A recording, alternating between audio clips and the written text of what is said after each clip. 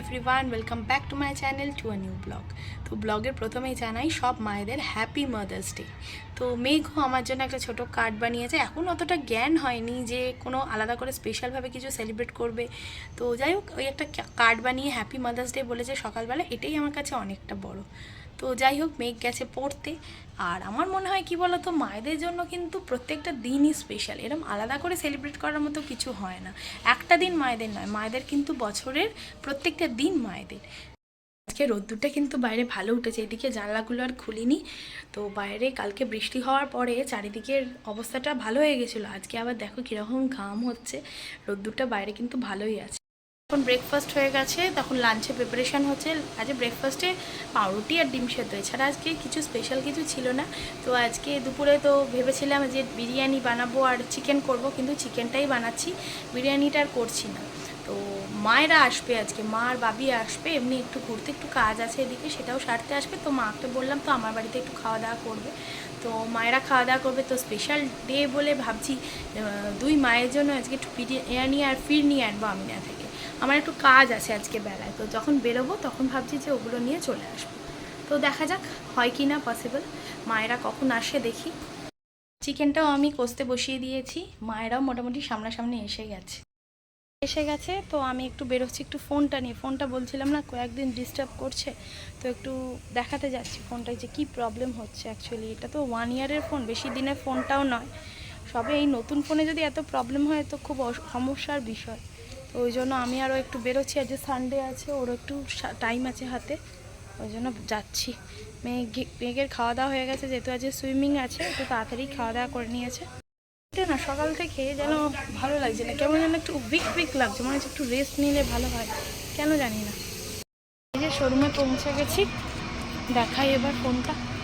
চলে এসেছি আমিনিয়ায় একটু বিরিয়ানি নিতে, মায়েরা এসছে। আমি চিকেনটা বাড়িতে করেছি, একটু মাটন বিরিয়ানি নিয়ে যাচ্ছি, আজকে মাদার্স ডে স্পেশাল। যাই হোক, এই জন্য বাড়িতে আর বিরিয়ানি করলাম না, ওই জন্য একটু আমিনিয়া থেকে বিরিয়ানি আর ফিরনি নিয়ে নিচ্ছি। আর ওখানে শোরুমে কী বললো সেটা বাড়িতে গিয়েই বলবো, এখানে অনেক লোক আছে, এদের সামনে কথা বলতে পারছি না, বাড়িতে গিয়েই জানাবো যে কী বললো তোমার। এই যে নেওয়া হয়ে গেছে, মায়েদের খেতে দিয়ে দিয়েছি। আজ mother's day special menu. Cake আনিনি, কারণ তোমরা সবাই সুগার পেশেন্ট, ওই জন্য কেক বাদ। এটা বেরিয়ে যাচ্ছে, টাটা, সাবধানে যাবে। তো মায়েরা বেরিয়ে যাওয়ার পরে একটু শুয়েছিলাম, তো একটু ফ্রেশ লাগছে, তবুও যেন একটু চোখ খুলতে পারছিলাম না, একটু পাওয়ার ন্যাপ মতো নিয়েছিলাম, কিন্তু ঘুম পাচ্ছে এখনও। তো এখন মেঘের সুইমিং আছে, ড্রয়িংই বলি, সুইমিং আছে, তো ওই জন্য যাচ্ছি। এখন 4:15 বেজে গেছে, একটু দেরি হয়ে গেছে আজকে। তো ওখানে শোরুমে আমার ফোনটা বললো অ্যাকচুয়ালি রিসেট করতে হবে, রিসেট করার জন্য কাস্টমার কেয়ারে দিতে হবে। তো সেটা হয়তো আমি এখন করতে পারবো না, কারণ আমার এই ফোন নাম্বারটা অ্যাকচুয়ালি অনেক জায়গায় অফিসিয়াল নাম্বার, তো সেই জন্য আপাতত মনে হয় আমি রিসেটটা করতে পারবো না। তাছাড়া মেঘের স্কুলে অনেক অ্যাপস অ্যাকচুয়ালি আমার ফোনে ডাউনলোড করা আছে, সমস্ত হোয়াটসঅ্যাপ গ্রুপে আমি ইনক্লুড আছি, তো সেই সবগুলোর জন্য এখন করতে পারবো না হয়তো, দেখা যাক কী হয়। তো ওখানে শোরুমে বলছিল আপগ্রেড করে নেওয়ার জন্য ফোন, কিন্তু সবে 1 বছর 2 মাস হয়তো হয়েছে, এত তাড়াতাড়ি আপগ্রেড করতে ইচ্ছা করছে না অ্যাকচুয়ালি। তো এটা নিয়েই আপাতত চালাবো, দেখা যাক কি হয়। তো দেরি হয়ে যাচ্ছে, তো চলো বেরোই আমরা এবার। সুইমিং হয়ে গেল, এবার আমরা বাড়ি যাচ্ছি। আজকে বেশ ভালোই কসরত হয়েছে, তাই তো? ভালোই হয়েছে। এখন সানগ্লাস পরে বাড়ি যাবে 6:45 সময়। এখান থেকে এইটুকুনি বাড়ি পৌঁছাতে পারিনি, মিয়া মোড়ের এমন একটা গাড়িটা খারাপ হয়ে গেছে, তারপরে এই যে এত জ্যাম, পুরো রাস্তাটাই জ্যাম, দিকেও ফুল জ্যামে। যে মিয়া মোড়ের গাড়িটা খারাপ হয়ে গেছে, একে সবাই ঠেলে ঠেলে এগিয়ে নিয়ে যাওয়ার চেষ্টা করছে, কিন্তু বাইকেরা কেউ দাঁড়াবে না।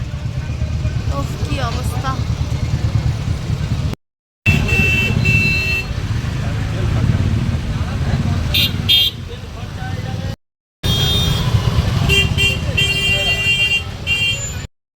এই এত জ্যাম, এর মধ্যে আবার সবাই বাঁকে করে জল নিয়ে যাওয়ারও ভিড় লেগে গেছে।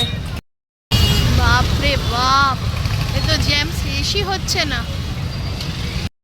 সুইমিং শেষ করে আমরা এই রাস্তায় চলে এসেছিলাম, এখন বাজে 6:30, এখনো জ্যাম ক্লিয়ার হয়নি, দেখো এখনো ফুল জ্যাম।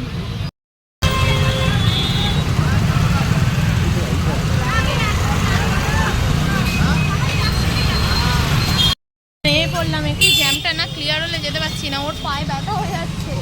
8 ঘন্টা ধরে জ্যামে আটকে আছি, বাপরে বাপ। এই দেখো এখানে জ্যাম। এত জ্যামে আটকে থাকার পর মেঘের পেয়ে গেছে খিদে, কেননা এত সাঁতার কাটার পরে একটু খিদে পায়। তো ভাবলাম একটু ধোসা খাওয়া যাক, ওই জন্য আমরা ধোসা খেতে ঢুকে পড়েছি।